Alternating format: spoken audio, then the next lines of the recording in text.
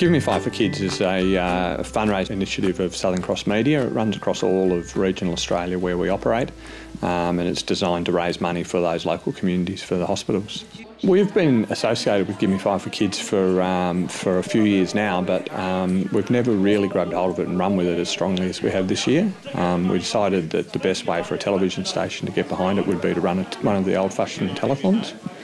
And then we set up to do basically 60-second crosses, and to do that from 7 a.m. in the morning and run through until 10 p.m. Hi, it's Kim and Dave from Hobart's Heart 107.3, and for the month of June we raise money for Give Me 5 for Kids, which means we are raising money for the children's ward at the Royal Hobart Hospital and your hospital, and we've got such a fantastic team of people helping us because it's our community, our hospital and our kids. When the first telephone rang, it was about 20 past 7 in the morning, and the first 20 minutes was a little bit tense when we wondered whether or not the calls would start coming through.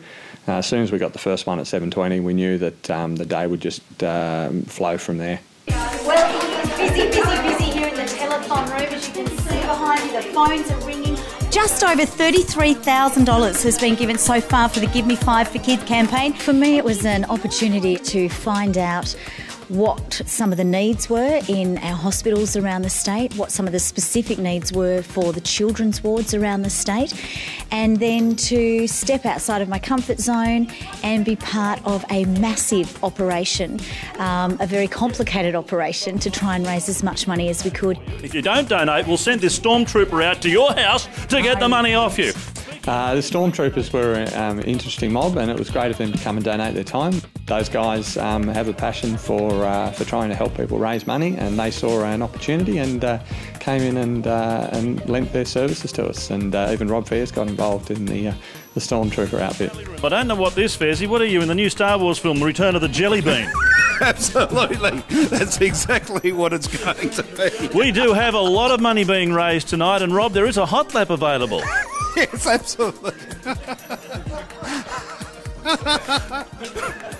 I think that's a take 2. It was amazing, especially from 6 till 10, so prime time television. The phones absolutely ran off the hook, and the experience for ourselves as people who work in television to be able to see what happens, and that connection between the ad running and the phones ringing was fantastic for us, but just for all of the volunteers as well, to see the power of television and just have an absolutely fantastic day. It was very exciting to be in the telephone room, to have the calls coming in. We were constantly astounded at people's generosity, people of all ages, people who live in all different parts of the state, who were so willing to just, open up their wallets and their hearts for kids and families that they'll probably never meet and may never know. One of the most exciting things about this particular fundraising effort is that 100% of the money goes to charity. So all of the time and effort that we've put in as a company to this initiative is a donation from us. So that's great for the hospitals to get every cent.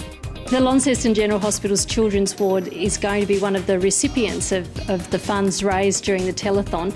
So our involvement was right from the beginning, right from the idea for the telethon, right through to the very end when that final amount of money was raised. Perhaps one of the highlights for me was the delight on the faces of the children on the children's ward at the Launceston General Hospital when throughout the day they saw themselves on television. There was such joy when they were able to identify themselves. There was lots of pointing and lots of laughter when they saw themselves. How did you end up in hospital, mate?